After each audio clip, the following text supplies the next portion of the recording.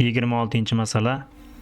Boburning bir kunlik iste'mol qilgan ozuqasida oqsil massasi yog'ning massasidan 1,5 marta ko'p bo'lib, uglevodning massasi esa oqsil massasidan 3 marta ko'p.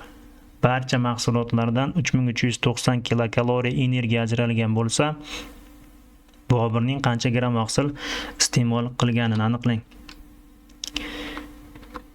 Oqsil, yog', uglevod bo'lgan. Oqsil massasi yog'ning massasidan 1,5 marta ko'p. Yog' x gram, oqsil 1,5x. Uglevod massasi esa oqsil massasidan 3 marta ko'p. Oqsil massasi 1,5x.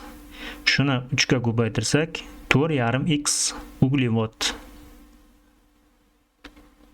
bo'ladi. 1,5x oqsilni 4,1 ga ko'paytirsak 6,15x kilokaloriya energiya. X gram yog'ni 9,3 kilokaloriyaga ko'paytirsak 9,3 kilokaloriya energiya. 4,5x uglevod bor edi. Shuni 4,1 ga ko'paytirsak 18,45x kilokaloriya energiya. Jami 33,9x kilokal energiya.